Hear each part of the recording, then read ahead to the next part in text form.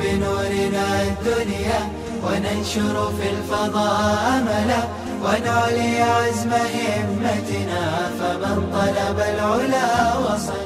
بسم الله الرحمن الرحيم. الحمد لله رب العالمين والعاقبة للمتقين والصلاة والسلام على سيد الأنبياء والمرسلين سيدنا وحبيبنا وحبيب رب العالمين محمد وعلى آله وأصحابه ومن هدى بهديه إلى يوم الدين. باب کیف الامر اذا لم تکن جماعہ. یہ باب اس چیز کے بیان میں کہ کیا کیا جائے یا کیا کرے، کیسا کرے، اذا لم تکن جماعہ، جبکہ جماعت نہ ہو. یعنی مسلمان کسی ایک کے خلافت یا امارت پر متفق نہ ہو اور آپس میں اختلاف اور انتشار کا شکار ہو. تو ایسے زمانے میں مسلمانوں کو کیا کرنا چاہیے؟ جیسے ہم لوگ ہیں، نہ خلافت ہے نہ امارت ہے، نفاقت ہی نفاقت ہے، سارے نفاق اور فسق و فجور پورے دنیا کے چپے چپے میں عالم اسلام کے اندر میں دندنا رہا ہے. تو اب ایسے زمانے میں کیا کرنا چاہیے؟ شیخ الاسلام فقیہ اللہ حضرت مولانا تقی صاحب کا مضمون رات میں پڑھ رہا تھا میں، تو حضرت نے لکھا کہ آپ صلی اللہ علیہ وسلم نے جہاں پر امت مرحومہ کو احکام، عقائد اور اس کی ضرورت کی دیگر چیزوں کو بیان کیا، وہیں پر رسول اللہ صلی اللہ علیہ وسلم نے امت جن فتنوں سے دوچار ہونے والی ہے ان فتنوں کو بھی بیان کیا، اور ان فتنوں سے کس طرح سے نمٹا جائے اور ایسے فتنوں کا مقابلہ کیسے کیا جائے وہ بھی آپ نے بیان کر دیا، تاکہ امت کے لیے کسی قسم کی کوئی پریشانی لاحق نہ ہو اور امت بغیر کسی ٹینشن کے اور بغیر کسی فکر کے دین صحیح کے اوپر عمل کرنے میں کامیاب ہو جائے. تو آپ صلی اللہ علیہ وسلم نے ایسے زمانے کی طرف بھی اشارہ کیا جبکہ حضور صلی اللہ علیہ وسلم کے آخری زمانے میں اسلام اتنا مضبوط ہو چکا تھا کہ کسی کو یہ تصور بھی نہیں تھا کہ ایسا بھی ہوگا، مگر پھر بھی حضور نے بیان کیا، کیونکہ آپ صلی اللہ علیہ وسلم پر تو وحی کا نزول ہوتا تھا، ساری چیزیں بیان کر دی جاتی تھی.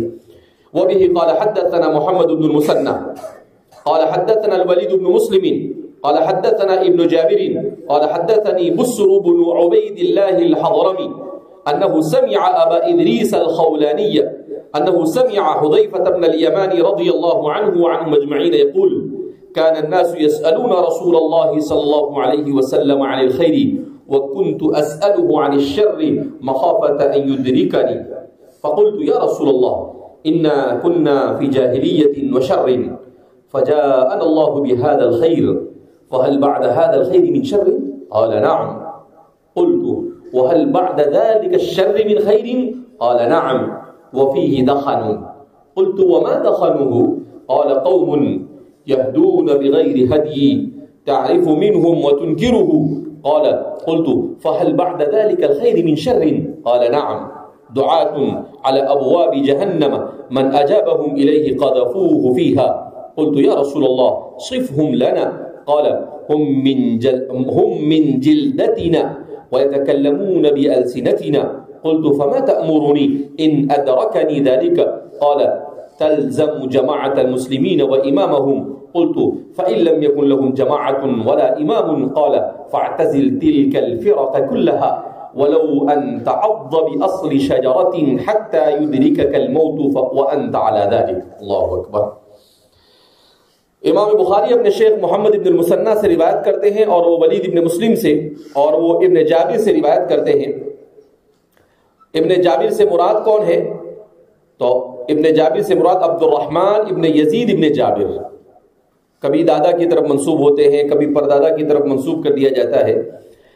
تو یہ ابن جابر جو ہے اصل میں ان کا نام عبد الرحمن ابن یزید ابن جابر، تو اپنے دادا سے مشہور ہو گئے، حالانکہ ان کے والد کا نام یزید ہے، ان کے دادا جابر ہے. قال حدثني بسر بن عبید، وہ بیان کرتے ہیں مجھے بیان کیا بسر بن عبید نے، بسر بن عبید اللہ الحضرمی نے. حضرم یہی جگہ کا نام ہے، یمن میں ایک علاقہ ہے اس کو حضرم کہا جاتا ہے. وہاں کے لوگوں کو حضرمی کہا جاتا ہے، اس کی جمع حضارمہ آتی ہے۔ انہ سمع ابا ادریس الخولانی، انہوں نے ابو ادریس الخولانی سے سنا۔ ابو ادریس ان کا اصل نام ہے عائد اللہ، عین الف حمزہ ذال، عائد اللہ الخولانی۔ انہ سمع حذیفہ بن الیمانی، کہ انہوں نے حضرت حذیفہ ابن یمان رضی اللہ تعالی عنہ سے سنا، یقول، وہ فرماتے ہیں، کان الناس یسألون رسول اللہ صلی اللہ علیہ وسلم عن الخیر، کہ لوگ رسول اللہ صلی اللہ علیہ وسلم سے خیر کے بارے میں سوال کرتے تھے۔ حضرات صحابہ خیر کے سوالات کیا کرتے تھے؟ کیا کرتے تھے؟ حضور افضل عمل کون سا ہے؟ حضور افضل کام کون سا ہے؟ افضل انسان کیا ہے؟ تو آپ فرماتے خیرکم خیرکم لأہلکم، کبھی حضور فرماتے ہیں خیر الناس من ينفع الناس، کبھی حضور فرماتے ہیں خیرکم من تعلم القرآن وعلمہ۔ تو کہا کہ لوگ خیر کے بارے میں پوچھتے تھے، لیکن سیدنا حضرت حذیفہ ابن یمان رضی اللہ تعالیٰ عنہ فرماتے ہیں وَكُنْتُ أَسْأَلُهُ عَنِ الشَّرِّ، میں شر کے بارے میں پوچھتا تھا۔ میں کس کے بارے میں پوچھتا تھا؟ شر کے بارے میں۔ سوال پیدا ہوتا ہے کہ ساری دنیا خیر کے بارے میں پوچھتی تھی، آپ کو شر کے بارے میں پوچھنے کو کیوں سوجی؟ آپ کو معلوم تھا کہ کچھ بھی الٹے سلٹے لوگ بعد میں آنے والے ہیں، کچھ بھی سوچیں گے، تو اس لیے آپ نے اس کی علت بھی بیان کی کہ میں نے شر کے بارے میں کیوں پوچھا، کہا مخافۃ ان یدرکنی، کہا اس ڈر سے کہ کہیں شر یہ مجھے پکڑ نہ لے، یعنی کسی شر اور کسی فتنے میں مبتلا نہ ہو جاؤں۔ تو میں نے سوچا کہ آپ صلی اللہ علیہ وسلم جب تک کہ حیات ہے وہاں تک تو کوئی مسئلہ نہیں، لیکن اگر آپ صلی اللہ علیہ وسلم چلے گئے اور مجھے شر کے بارے میں علم نہیں ہو سکا تو کہیں ایسا نہ ہو کہ میں بھی شر میں کیا ہو جاؤں، مبتلا ہو جاؤں۔ تو اس لیے فرماتے ہیں مخافۃ ان یدرکنی، اس ڈر سے میں نے پوچھا کہ کہیں شر مجھے پا نہ لے اور شر مجھے پکڑ نہ لے، اپنی لپیٹ میں نہ لے لے۔ حضرت حذیفہ بن یمان رضی اللہ تعالیٰ عنہ کو صاحب السر رسول اللہ کہا جاتا تھا، رسول اللہ صلی اللہ علیہ وسلم کے رازدار صحابی۔ آپ صلی اللہ علیہ وسلم آپ کو منافقوں کے نام بتا دیتے تھے کہ حذیفہ ادھر آ، وہ جاتے تھے ان کو کان میں کہتے فلان ابن فلان منافق، فلان ابن فلان منافق، فلان ابن فلان منافق۔ ان کو سب ایک منافق کو نام سے جانتے تھے، لیکن رسول اللہ کے رازدار تھے، کبھی کسی کو بتاتے نہیں تھے، اسی لیے تو صاحب السر رسول اللہ کہا گیا۔ تو جو بھی سیکریٹ باتیں ہوتی، رازداری میں رکھنے کی باتیں ہوتی، وہ بتا۔ حضرت عمر رضی اللہ تعالیٰ عنہ حضرت حذیفہ سے پوچھا کرتے تھے کہ حذیفہ میرا نام تو نہیں آیا ہے نا ابھی تک؟ کیا بولتے تھے کہ منافق کا نام جو تمہارے پاس لسٹ بن رہی ہے کہیں اس میں میرا نام وام تو نہیں ہے؟ فرماتے بار بار پوچھا کرتے تھے، ان سے مذاق نہیں کرتے تھے، حقیقت میں پوچھتے تھے کہ کہیں ایسا ہو سکتا ہے کہ میں بھی نفاق کا شکار ہو جاؤں۔ تو صحابہ کو خوف، ایمان نام ہے بین الخوف والرجا، آدمی یہ امید لگا کر بیٹھ جائے نہیں میں تو پکا سچا مسلمان ہوں، جنتی ہوں میں، تو ایسا تو ڈرنا پڑتا ہے۔ خوف اور امید کے درمیان یہی ایمان کی اصل کیفیت ہے۔ تو اس لیے حضرت حذیفہ بن یمان رضی اللہ تعالیٰ عنہ، حضرت حذیفہ بن یمان رضی اللہ تعالیٰ عنہ نے حضرت علی کا ساتھ دیا تھا۔ حضرت حذیفہ بن یمان رضی اللہ تعالیٰ عنہ نے مشاجرات کے زمانے میں یہ حضرت علی کے ساتھ رہے، اسی لیے صحابہ کی بڑی جماعت حضرت علی کے ساتھ میں رہی۔ کیوں؟ اس لیے کہ وہ کہتے تھے کہ بھائی جو آدمی فتنوں کے بارے میں سب سے ماہر ہے، ایکسپرٹ ہے، حضرت حذیفہ، وہ ادھر ہے، اس کا مطلب حق ادھر ہے۔ تو بڑی جماعت صحابہ کی حضرت حذیفہ ہی کو دیکھ کر کدھر ہو گئی تھی، حضرت علی کا رخ اختیار کیے ہوئے تھے، اور ویسے بھی حضرت علی کا مقام بھی تھا بہرحال۔ تو فرماتے وَكُنْتُ أَسْأَلُهُ عَنِ الشَّرِّ، اسی لیے اس زمانے میں دو قسم کے عقائد کا جاننا ضروری ہے۔ ایک تو اصول عقائد کیا ہے کہ جس سے ہم مسلمان ہے یا نہیں اس کا ہمیں علم ہو، اور دوسرا اہل سنت والجماعت کے اصول کیا ہے اس کا جاننا بھی ضروری ہے۔ ایک زمانے میں آج سے 8-10 سال پہلے جب میں فرق باطلہ کو کثرت سے پڑھتا تھا تو اس زمانے میں ایک مرتبہ ذہن میں آیا کہ اہل سنت والجماعت کے متفقہ اصول کیا ہے، تو میں نے وہ سارے متفقہ اصول کتابوں سے کیا کیے، جمع کیے، اور ایک مضمون لکھا تھا شاید مضمون کیا وہ چھوٹا سا کتابچے کی شکل اختیار کر گیا 40-50 صفحے کا، تو اس میں اہل سنت والجماعت کے سارے اصول کو جمع کر دیے، اہل سنت والجماعت کے متفقہ اصول العقائد، اہل سنت والجماعت کے متفقہ اصول عقائد کے نام سے وہ مضمون.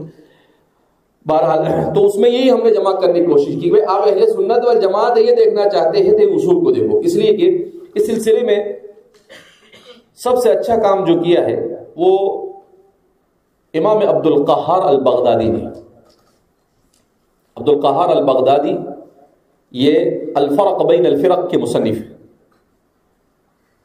تو فرق باطلہ اور اہل سنت والجماعت کے سلسلے میں ان کو کہا جاتا تھا اسمہ عبد القہار وہو قہار علی الفرق، کہ ان کا نام بھی عبد القہار تھا اور یہ فرق باطلہ پر قہر بن کے برستے تھے.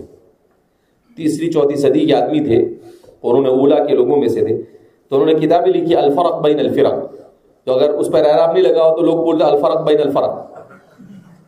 تو الفرق بین الفرق ان کی کتاب عربی میں ہے، اس کا اردو میں بھی کسی پاکستان کے پروفیسر صاحب، پروفیسر کوئی صدیقی کر کوئی ہے، انہوں نے اس کا ترجمہ کیا ہے. ہندوستان میں چھپی نہیں چھپی مجھے اس کا علم نہیں ہے، لیکن وہ کتاب بڑی جاندار ہے. انہوں نے اہل سنت والجماعت کے اسی کو سامنے رکھا اور امام غزالی کی کتابوں سے استفادہ کیا، امام راضی کی کتابوں سے استفادہ کیا. امام راضی نے بھی ایک چھوٹا سا رسالہ لکھا ہے، وہ 50-60 صفحے کا ہے. اس میں بھی انہوں نے فرق باطلہ اور مشرکین اور کفار اور یہود اور نصارہ کے عقائد پر اچھا کلام کیا ہے. اتفاق سے کل ہی رات میں مطالعے کے دوران میں نے اس کو دیکھا. تو فرماتے ہیں کہ وَكُنْتُ أَسْأَلُهُ عَنِ الشَّرِّ مَخَافَةً يُدْرِكَنِي فَقُلْتُ يَا رَسُولَ اللَّهِ، تو میں نے کہا اللہ کے رسول صلی اللہ علیہ وسلم إِنَّا كُنَّا فِي الْجَاهِلِيَّةِ فِي جاہلیہ. کیسے سوال کرتے تھے صحابہ بھی، عجیب لوگ تھے. کہ ہم زمانے جاہلیت میں تھے. تو زمانے جاہلیت تو سراپا شر ہی شر تھا. جہالت شر کی ماں ہوتی ہے جہالت کو، کہ سر کا تمام برائیاں اس کی اصل بنیاد یہ جہالت ہوا کرتی ہے. فجاءنا اللہ بهذا الخیر، تو اللہ رب العزت اس خیر کو لے کر آیا، یعنی آپ کو بھیجا، قرآن کو نازل کیا اور دین اسلام ہمارے سامنے آیا. فهل بعد هذا الخیر من شر، کیا اب اس خیر کے بعد بھی کوئی شر ہوگا؟ ایسے سوال ان کے ذہن میں آیا. ایسا نہیں سوچ کے بیٹھ گئے حضور آ گئے خیر ہے تو خیر ہے، ابھی کیا شر کا سوچنے میں. نہیں، انہوں نے فوراً سوچا کہ حضور کیا اس خیر کے بعد بھی کوئی شر ہوگا، یعنی اس کے بعد بھی حالات خراب ہوں گے دینی اعتبار سے. قال نعم، حضور نے کہا بالکل، کیوں نہیں ہوگا، ایسا بھی ہو سکتا ہے. قلت وهل بعد ذلك الشر من خیر، جب انہوں نے کہا کہ اچھا خیر کے بعد شر، تو پھر کہا کہ اچھا اس شر کے بعد بھی خیر ہوگا کیا؟ تو فرماتے ہیں وَهَلْ بَعْدَ ذَلِكَ الشَّرِّ مِنْ خَيْرٍ، اور کیا اس شر کے بعد بھی خیر ہوگا؟ قال نعم، حضور نے کہا ہاں، کہ شر تھا خیر آیا، پھر شر آئے گا، پھر خیر آئے گا. پھر حضور نے فرمایا قال نعم وَفِيهِ دَخَنٌ، مگر آپ صلی اللہ علیہ وسلم نے کہا کہ اس میں دخن ہوگا.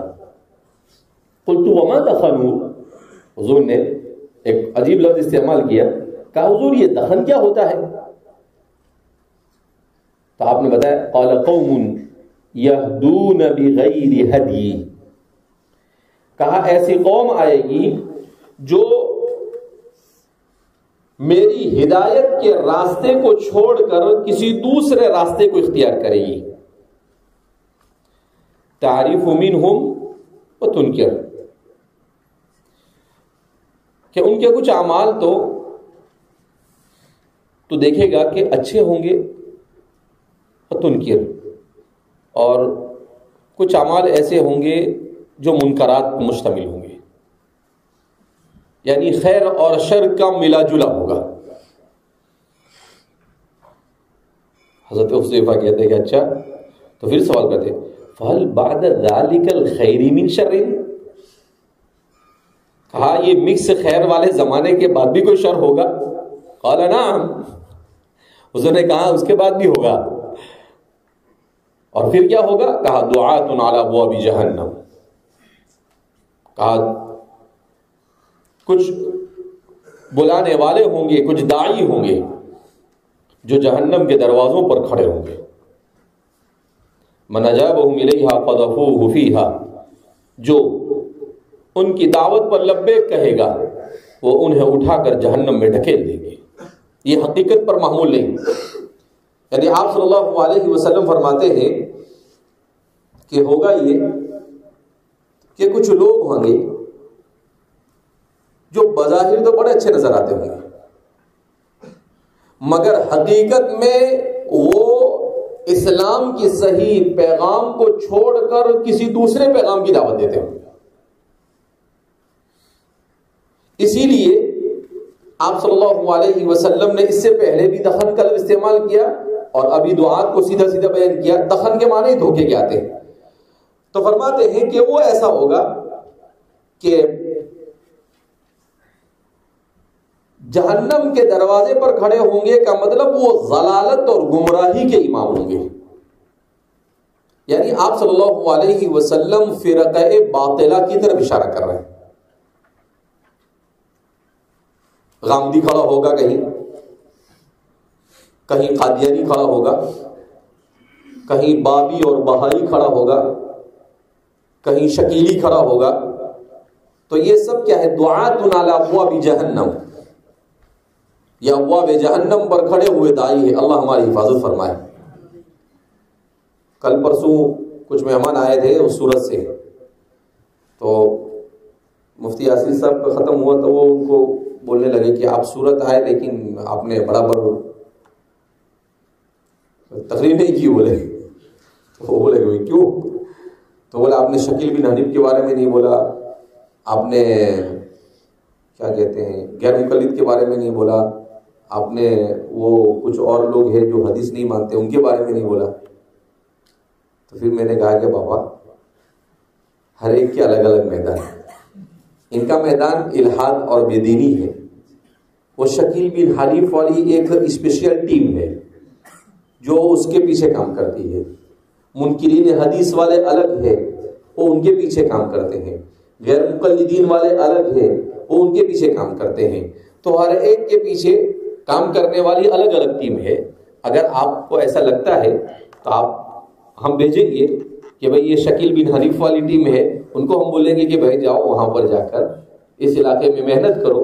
آپ بولیں گے کہ ایسے تو الگ الگ ہر ایک کا اپنا الگ الگ میدان ہے. اس لیے کہ حضرت حذیفہ نے پوچھا وَهَلْ بَعْدَ هَذَا الْخَيْرِ مِنْ شَرٍ، حضور نے تو سیدھا کہا دعاتٌ عَلَىٰ أَبْوَابِ جہنم. تو یہ تو بہت بڑی فوج ہے پوری. حضور نے پہلے ہی داعی بھی نہیں کہا، دعات کہا، جمع لائے. اس کا مطلب لمبی چوڑی جماعتیں ہوگی، بہت سارے لوگ ہوں گے. تو یہ ابواب جہنم پر کھڑے ہوئے لوگ ہیں، تو ظاہر سی بات ہے ہر ایک کے لیے الگ الگ لوگ ہیں.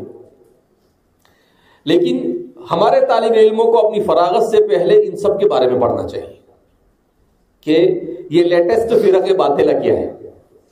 تو کیا بولتے ہیں ہمارے زمانے میں فرقہ باطلہ کون کون ہے، ان کے بارے میں معلوم ہونا چاہیے. جیسے آپ کو الغزو الفکری بتایا، اس طرح سے آپ کو کیا کہ اقتصاد الاسلامی. تو ایک دن ہم یہ بھی کوشش کریں گے کہ آپ کو یہ سارے لیٹسٹ فرقہ باطلہ کے بارے میں بھی واقف کریں گے انشاءاللہ. دو قسم کے فرقے ہیں. ایک تو وہ فرقے جو اسلام کے نام پر فرقے ہیں. اسی لیے عبد القاہر البغدادی مجھے بڑے محبوب مصنف ہے میرے، میں ان کی کتابیں بہت پڑھتا ہوں. تو انہوں نے بڑا اچھا کام کیا. فرقہ باطلہ میں دو قسم کے فرقے بیان کیے، فرق داخل الاسلامی و فرق خارج الاسلامی. وہ فرقے جو اسلام میں داخل ہے اور وہ فرقے جو اسلام سے خارج ہے. اب یہ کیسے پتا چلے کہ فرقے جو اسلام میں داخل ہے اور کون سے فرقے جو اسلام سے خارج ہے؟ تو اس کے لیے دونوں اصول کا جاننا ضروری. اہل سنت والجماعت کے اصول کو جانیں گے تو داخل اسلام اور خارج اسلام کا پتہ چلے گا. لیکن اہل سنت والجماعت کے اصول نہیں معلوم ہوں گے تو نہ تو داخل اسلام کا پتہ چلے گا اور نہ خارج اسلام کا پتہ چلے گا. لہذا اس بنا پر بہت احتیاط کے ساتھ اور پوری تیاری کے ساتھ میدان میں اترنے کی کیا ہے ضرورت ہے. اللہ رب العزت ہم سب کو اپنے دین کی سربلندی کے لیے اخلاص و للہیت کے ساتھ قبول فرمائے. تو فرماتے ہیں دعات علی ابواب جہنم من اجابهم الیہا قذفوه فیہا اللہم احفظنا منہ. اللہ ایسے ضال اور گمراہ لوگوں سے ہماری حفاظت فرمائے اور ایسے ضال اور گمراہ قسم کے افکار، نظریات اور خیالات سے بھی ہماری حفاظت فرمائے. قلت یا رسول اللہ صفهم لنا، انہوں نے کہا اللہ کے رسول صلی اللہ علیہ وسلم آپ ان کے اوصاف ہمیں بیان کیجیے. یہ جو ٹولی ہوگی دعات علی ابواب جہنم، تو ہم کو کیسے پتہ چلے گا؟ وہی بھی نہیں آ رہی ہوگی، کچھ نہیں ہوگا، اور یہ آ کر اودم مچائیں گے. تو ان کے اودم سے بچنے کے لیے ہمیں یہ تو پتہ چلنا چاہیے کہ ان کے اوصاف کیا کیا ہے. صحابہ بھی عجیب تھے. اللہم اجزیہم عنا وعن امت محمد خیر الجزا واحسن الجزا فی الدارین. اللہ انہیں بہترین جزائے خیر عطا فرمائے. کچھ باقی نہیں رکھا. اللہ نے ان کے ذریعے سے دین کو کما حقہ پورا ہم تک پہنچایا. اللہ کے رسول صلی اللہ علیہ وسلم نے فرمایا ہم من جلدتنا. آپ صلی اللہ علیہ وسلم کہ ان کلمات کو آدمی پڑھے اور آج کے حالات کے اوپر اس کا جائزہ لے، ایسا محسوس ہوتا ہے کہ کأن رسول اللہ صلی اللہ علیہ وسلم یعیش بیننا، جیسے حضور ہمارے درمیان ہے، اپنی آنکھوں سے دیکھ رہے اور ہمیں کیا کر رہے ہیں؟ بیان کر رہے ہیں. تو آپ صلی اللہ علیہ وسلم نے ارشاد فرمایا کہ ہم من جلدتنا، وہ ہمیں میں سے ہوں گے، ہماری چمڑی میں سے ہوں گے. کا مطلب ہمیں میں سے ہوں گے. اب اس کے دو مطلب ہیں. بعض حضرات نے کہا اس کا ایک مطلب تو یہ ہے کہ وہ عربوں میں سے ہوں گے، اور بعض نے کہا نہیں، اس کا مطلب یہ ہے کہ وہ ہوں گے تو بظاہر مسلمان ہی ہوں. یعنی وہ ایسا نہیں کہیں گے ہم کافر ہیں، مشرک ہیں، یہودی ہے، یہود کے ایجنٹ ہے، عیسائی کے ایجنٹ ہے، امریکہ کے ایجنٹ ہے، موساد کے ایجنٹ ہے، کا وہ کہیں گے نہیں، لیکن بظاہر تو وہ ہمارے ہی نظر آئیں گے. حضور آگے فرماتے ہیں قلت یا وَيَتَكَلَّمُونَ بِأَلْسِنَتِنَا، اور ہماری ہی زبانیں بولیں گے. قربان جائیے رسول اللہ صلی اللہ علیہ وسلم کے ان الفاظ پر. آپ صلی اللہ علیہ وسلم نے یہ بیان کیا وَيَتَكَلَّمُونَ بِأَلْسِنَتِنَا. حضور نے ایسا نہیں کہا وَيَتَكَلَّمُونَ بِلُغَتِنَا. حضور نے ایسا نہیں کہا وَيَتَكَلَّمُونَ بِعَرَبِيَّتِنَا. حضور نے کہا بِأَلْسِنَتِنَا. اس کا مطلب حضور یہ فرما رہے تھے کہ مسلمانوں کی مختلف جماعتیں ہوگی دنیا میں. کچھ مسلمان اردو بولنے والے ہوں گے تو یہ بھی اردو بولنے والے ہوں گے. کچھ مسلمان انگریزی بولنے والے ہوں گے تو یہ بھی انگریزی بولنے والے ہوں گے. کچھ مسلمان کو اور زبان بولنے والے ہوں گے تو یہ بھی اس زبان کی بولنے، مانی مسلمان جس زبان کو بولے اسی زبان کو بولنے والے ہوں گے. بعض محدثین فرماتے ہیں کہ ہم من جلدتنا کا مطلب ہے ہم من بنی آدم، یعنی کوئی جنات وجنات نہیں ہوں گے، انسانی ہوں گے. وہ جنات وجنات نہیں ہوں گے بلکہ کیا ہوں گے؟ انسانی ہوں گے. قلت فما تأمرونی ندرکنی ذلک. تو آپ صلی اللہ علیہ وسلم نے، اب سوال پیدا ہوتا ہے کہ حضور نے بظاہر تو ایسا لگتا ہے کہ بڑا مبہم جواب دیا، ہم من جلدتنا یتکلمون بألسنتنا. نہیں، آپ صلی اللہ علیہ وسلم نے یہ جواب دیا کہ تم اس زعم میں مت رہنا کہ وہ جناتوں میں سے ہوں گے یا وہ کسی اور ملت سے تعلق رکھنے والے ہوں گے، بلکہ وہ اپنے آپ کو مسلمان کہنے والے ہوں گے. تو کوئی بھی آدمی تمہیں اٹھا کر یہ کہے میں مسلمان ہوں اور کچھ بھی بولنا شروع کر دے تو آنکھ بند کر کر اس کی بات کو تسلیم مت کرنا، بلکہ اسے اپنے زمانے کے معتبر اور مستند علماء سے معلوم کرنے کے بعد اس کی بات کو ماننا. اب آپ کہیں کہ ایسا تو بیان نہیں کیا ہے. آپ صلی اللہ علیہ وسلم اعطیت جوامع الکلم، آپ جوامع الکلم کے مالک تھے، مختصر میں بہت سارے اشارے کر دیتے تھے. تو آپ صلی اللہ علیہ وسلم اسی طرح اشارہ کر رہے ہیں کہ ان کی اچھی زبان کو دیکھ کر تم متاثر مت ہونا. جیسے محمد علی جینئر اتنا خطرناک ہے، بولتا ایسا ہے آپ کو ایسا لگتا ہے کہ بہت زبردست داعی ہے، دعات علی ابواب جہنم. غامدی کو دیکھا وہ کیسا بولتا ہے. یہ علی گڑھ کے اندر میں ایک شخصیت ہے راشد شاز کر من شد شذ فی النار کے قبیل سے ہے. تو باقاعدہ انہوں نے ایک سلیبس بنایا ہے، بریچ کورس، جس میں کہ بھئی مدارس کے جو لوگ BA اور MA اور انجینئر اور ڈاکٹر بننا چاہے اور انہوں نے کچھ اصلی تعلیم حاصل نہیں کی تو وہ ہمارے پاس آئے, ہم 2 سال میں ان کو برج کورس پڑھائیں گے, یعنی جنت سے جہنم کی طرف لے جائیں گے. تو اس کا ہیڈ ہے وہ راشد شاز, انتہائی ضال اور گمراہ قسم کا آدمی, بولتا ہے کہ عورت بھی امامت کر سکتی ہے. امینہ ودود نے جب آج سے کچھ سالوں پہلے 10-20 سال پہلے سب سے پہلے نماز پڑھائی تھی امریکہ کے ایک چرچ کے اندر میں, تو سب سے پہلے تائید اس نے ہی کی تھی. تو ایسے کچھ بھی اٹھا کر لے کر کیا ہو جاتے ہیں, کھڑے ہو جاتے ہیں. تو آپ صلی اللہ علیہ وسلم نے ایسے لوگوں سے چوکنا رہنے کے بارے میں کہا. قلت فما تأمرونی ان ادرکنی ذلک, کہا کہ اگر ایسا زمانہ میں پالوں تو آپ مجھے کس چیز کا حکم دیتے. صحابہ نے کچھ چھوڑا نہیں, کہا کہ یہ ایسا ٹولہ اگر میرے ہاتھ لگ گیا تو کیا کروں گا میں. قال تلزم جماعت المسلمین و امامہم, تم مسلمانوں کی جماعت کو لازم پکڑنا اور ان کے امام. تو آپ صلی اللہ علیہ وسلم نے ارشاد فرمایا کہ بھئی دیکھو, مسلمان, حضور نے فرمایا کہ لا تجتمع امتی علی الضلالہ, میری امت ضلالت پر مجتمع نہیں ہوگی. تو مسلمان کی اغلبیت اور اکثریت جس جانب ہوگی تم اسی جانب کو پکڑ لینا. اس کے 2 معنی بیان کرتے ہیں ہمارے علماء. جماعت المسلمین سے یا تو عام جماعت المسلمین مراد ہے, یا جماعت المسلمین سے معتبر علماء کی جماعت مراد ہے. کہ جس جانب مستند اور معتبر علماء ہوں گے ان کی جماعت ہوگی, تم انہی کی طرف رہنا, ان کے راستے کو مت چھوڑنا. اسی لیے مفکر اسلام حضرت مولانا علی میاں ندوی نور اللہ مرقدہ فرمایا کرتے تھے ہمارے فارغ ہونے والے نئے فضلاء کو کہ میں آپ کو ایک بات کی نصیحت اور وصیت کرتا ہوں کہ مسلک جمہور کو کبھی مت ترک کرنا, اسی میں عافیت ہے. جس نے جمہور کے مسلک کو چھوڑا وہ کہیں پر بھی بھٹک سکتا ہے. لہذا کہا جمہور کے مسلک کو کبھی ترک کرنا مت. اور خاص طور پر ہمارے بچوں پر ایمان کی محنت کرنا بہت ضروری ہے. اب پرسوں میں ایک مضمون پڑھ رہا تھا تو بڑی عجیب بات پڑھی میں نے حضرت مولانا سید سلیمان ندوی نور اللہ مرقدہ کے بارے میں. ان کو بھی سید الطائفہ کہتے تھے.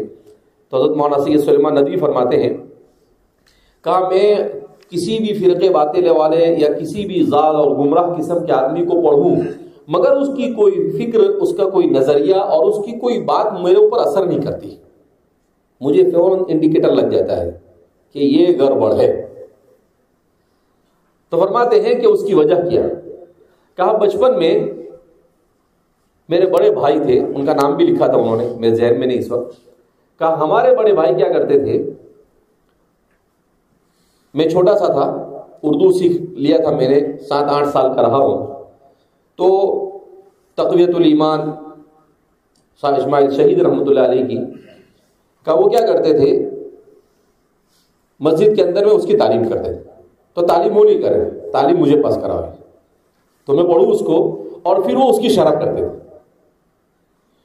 پھر عورتوں کو جمع کرتے کسی گھر میں, تو میں چھوٹا سا تھا تو مجھے پردے کی اس طرف کھڑا کر دیتے اور پردہ بیچ میں ڈال کے خود اس طرف کرسی لے کے بیٹھ جاتے اور مجھے کہتے تم اردو میں پڑھو. تو میں اردو میں اس کی عبارت پڑھتا تھا اور وہ پھر اس کی کیا کرتے تھے, شرح کرتے. اب کا بچپن میں اتنی مرتبہ اس کو پڑھا تو اہل سنت والجماعت کا عقیدہ ایسا راسخ ہو گیا کہ پھر دوسرے کسی عقیدے نے میرے اوپر کبھی کوئی اثر دکھایا نہیں. اس لیے فرماتے ہیں کہ چھوٹی عمر کے اندر میں بچوں کے اوپر عقیدے کی محنت کرنا کیا ہے, بہت ضروری. اسی لیے یہ خبیث قسم کے جتنے بھی دنیا کے اندر میں ضلالت اور گمراہی کو پھیلانے والے تعلیم اور اس کے راستے سے ہے, یہ کارٹون کے ذریعے, سیریلوں کے ذریعے سے, ایڈورٹائز کے ذریعے سے اور اسلام سیکولر ایجوکیشن کے ذریعے سے, ان تمام چیزوں کے ذریعے سے سب سے زیادہ محنت یہ لوگ کرتے ہیں بچوں کے اوپر. اس میں محنت کرتے ہیں, بچوں پر محنت کرتے ہیں. پہلے کیا ہوتا تھا کہ بھائی بچہ پہلی اسکول پڑھنے کے لیے جاتا تھا جب ہم لوگ چھوٹے تھے, یعنی 5 سال تک تو اسکول جانا نہیں. پھر اس کے بعد انہوں نے کیا شروع کیا, KG شروع کیا, کہ بھئی اس سے 1 سال پہلے چلا جائے. پھر اس کے بعد انہوں نے جونیئر اور سینئر کے جی کا دیا. یعنی بچہ ابھی 4تھے سال میں آیا نہیں کہ اس کو اسکول بھیج رہے. ابھی اس کے بعد اس سے پہلے انہوں نے کنڈر گارڈن شروع کر دیا, باڑواڑی جس کو کہتے ہیں, کہ بچہ ابھی جو 2 سال کا ہوا, ابھی تو اس کو کچھ سمجھ بوجھ بھی صحیح آ رہی نہیں, اسی سے اس کو اسکول میں بھیج رہے ہیں. تو اس کے پیچھے ان کا پورا اسکیم کام کرتا ہے. اور وہ کیا کہ اسی عمر سے اس کو غلط چیزیں سکھانا کیا کر دو, شروع کر دو. اب جب وہ بچہ 3 سال کی عمر سے لے کر 8 سال 9 سال تک کی عمر کا ہوتا ہے, اتنی گندگی دماغ میں بھر دیتے ہیں, پھر وہ بڑا ہونے کے بعد کفر اور شرک کی طرف جانے میں کوئی ہچکچاہٹ محسوس کرتا نہیں. کل لکھنؤ کا ایک ویڈیو, بڑوڑا گیا تو وہاں پر ایک آدمی بتا رہا تھا مجھے کہ لکھنؤ میں 2 مسلمان بچیوں نے, نوجوان لڑکیوں نے ایک ہندو کے ساتھ شادی کی. دونوں مسلمان ہیں اور ہندو کے ساتھ شادی کی. اور وہ کہا کہ وہ مولانا 15-20 منٹ کا ان کا انٹرویو چلتا ہے. وہ کہاں سے مسلمان رہے, الخبیثات للخبیثین والخبیثون للخبیثات. تو کہنے کا مطلب یہ اس کی وجہ یہ کہ ہم لوگ عقیدے پر محنت نہیں کرتے. اس لیے ہم کو جنون کی حد تک اس میں کیا ہونا, مبتلا ہونے کی ضرورت ہے کہ کسی طریقے سے امت کے ہر فرقے اور ہر جماعت, چھوٹے بڑے مرد عورت, ہر ایک تک کے عقیدے کو پہنچانا کیا ہے, ضروری ہے. اور انشاءاللہ اس مرتبہ ہم رمضان سے پہلے ہمارے طلباء کو مکمل طور پر پریپیئر کر بھیجیں گے انشاءاللہ, کہ یہ ہمارا ہی کام ہے, کوئی دوسرا کر نہیں سکھائے گا ان کو, یہ فکر ہم کو ہی اٹھانی پڑے گی. اور من جد وجدہ, جو کوشش کرے گا تو کچھ نہ کچھ تو پالے گا. اللہ نے کچھ لوگوں کا بھی ایمان بچا لیا تو یہ بھی ہمارے لیے نجات کیا بن جائے گا, ذریعہ بن جائے گا. تو آپ صلی اللہ علیہ وسلم تلزم الجماعت المسلمین و امامهم. صحابہ بھی عجیب تھے. قلت فإن لم يكن لهم جماعة ولا امام, کہ اللہ کے رسول صلی اللہ علیہ وسلم نہ کسی جماعت کا ٹھکانہ ہو اور نہ کوئی امام ہو, جیسا ہمارا زمانہ 100 سال سے ہمارا کوئی امام ہی نہیں.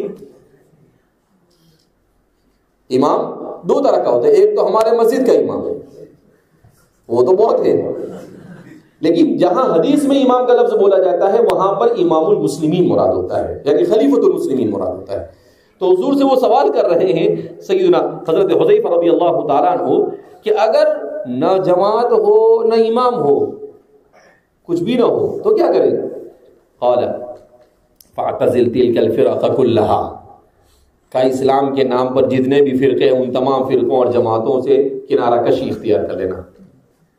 ولو ان تعض باصل شجرة حتى يدركك الموت, اگر ہو سکے تو کسی مضبوط درخت کی جڑوں سے چمٹ جانا یہاں تک کہ تجھے موت آئے. وانت على ذلك, اور تو اپنے صحیح مسلک کے اوپر باقی رہے, صحیح دین کے اوپر باقی رہے.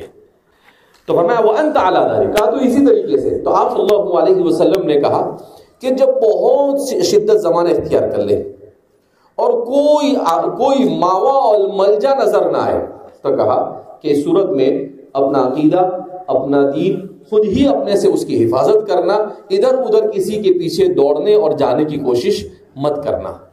بہرحال ہمارے اس زمانے کے علماء اس سلسلے میں مختلف باتیں بیان کرتے ہیں. کچھ لوگ کہتے ہیں یہ وہی زمانہ ہے, کچھ لوگ کہتے ہیں کہ اس سے بدتر زمانہ اور آگے آئے گا. اللہ ہماری حفاظت فرمائے. تو اس لیے اپنے آپ کو دیکھو, علم دین ہوگا, صحیح علم دین ہوگا, دل میں اللہ کے ساتھ محبت ہوگی, اور انسان صلاح اور تقوی کی کوشش کرے گا, تو کیسا ہی فتنہ کیوں نہ اللہ اس کی حفاظت فرمائے. لیکن اگر انسان کے پاس علم دین نہیں ہوگا, علم دین تو ہے مگر انسان کوشش کرے گا کہ میرا کچھ نام ہو جائے, میرا کچھ ہو جائے. ارے بابا 1,24,000 انبیاء ہے نا دنیا میں. قرآن نے کتنے انبیاء کا ذکر کیا؟ 25 انبیاء کا ذکر کیا, 26 سے 25 انبیاء کا. اب 25 انبیاء, اس کا مطلب کتنے کا ذکر نہیں کیا؟ 1,24,975 نہیں کیا نا. 1,00,000 کم و بیش 1,24,000 آئے, تو کتنے کا نہیں ہوا؟ 1,23,975 کا تذکرہ نہیں ہوا, اور صرف 25 کا تذکرہ ہوا. تو کیا جن کا تذکرہ نہیں ہوا وہ ناکام ہو گئے؟ نہیں، وہ تو کامیابی ہوئے، نام کا ہونا نہ ہونا کوئی حیثیت نہیں رکھتا ہے، ان کی ناکامی نہیں ہے۔ تو اس لیے ہمارے زمانے کا فتنہ ہے نام و نمود کا فتنہ، ہمارے زمانے کا فتنہ ہے کہ آدمی راتوں رات مشہور ہو جانا چاہتا ہے، سیلیبریٹی بننا چاہتا ہے۔ آپ صلی اللہ علیہ وسلم نے کہا میری امت پر ایک زمانہ ایسا آئے گا شرار الخلق کی لوگ پیروی کریں گے، ناچ گانے والوں کے پیچھے لوگ دوڑیں گے، لوگ بیکار اور واہیات اور غیر مفید چیزوں کو انجام دینے والوں کے پیچھے دوڑیں گے۔ جیسے آج دیکھ رہے ہیں ہم لوگ ہیرو کے پیچھے دوڑتے ہیں، ہیروئن کے پیچھے دوڑتے ہیں، کرکٹ کھیلنے والوں کے پیچھے دوڑتے ہیں اور سمجھتے ہیں کہ اوہو سیلیبریٹی نہیں، یہ کیلیبریٹی ہے، ڈس سیلیبریٹی ہے۔ یہ سب کیا ہے؟ دعات علی ابواب جہنم، اللہ رب العزت حفاظت فرمائے۔ تو اس لیے آدمی کے دل میں ایک ہی مقصد ہونا چاہیے کہ میرا خالق اور مالک راضی ہو جائے، اور اس کے لیے چاہے مجھے جو قربانی دینا پڑے میں اس کے لیے تیار ہوں، تو اللہ حفاظت فرماتا ہے۔ لیکن آدمی کے دل میں کہ میرا نام ہو جائے، مجھے دولت مل جائے، مجھے منصب مل جائے، مجھے عہدہ مل جائے، یہ ساری جب خواہشات جگہ پکڑتی ہے، من اتخذ الہہ ہوا، قرآن بھی عجیب تعبیر استعمال کرتا ہے، جو اپنی خواہشات کو اپنا الہ بنا لے، جو اپنی خواہشات کو کیا بنا لے، تو پھر وہ فتنوں کی لپیٹ میں کیا ہوتا ہے، آ جاتا ہے۔ لہذا اس بنا پر ہمیں حتی المقدور کوشش کرنی ہے، اور عالم ہے تو ظاہر سی بات ہے عالم کے لیے تو یہ نہیں کہا کہ نہیں بہت خطرناک زمانہ ہے، اپنے گھر میں اپنی کتاب اپنے بیوی بچے اور ٹینشن نہیں لینے کا۔ ارے بھائی ہم اگر سب ایسا کر کر بیٹھ جائیں گے تو امت کو کون سنبھالے گا؟ امت کو دین کون سکھائے گا؟ ہم انہیں سکھائے مگر بچ بچ کر سکھائے، کبھی ایسا نہ ہونے پائے کہ ہم کسی فتنے میں کیا ہو جائے، مبتلا ہو جائے۔ اللہ مکمل ہماری حفاظت فرمائے۔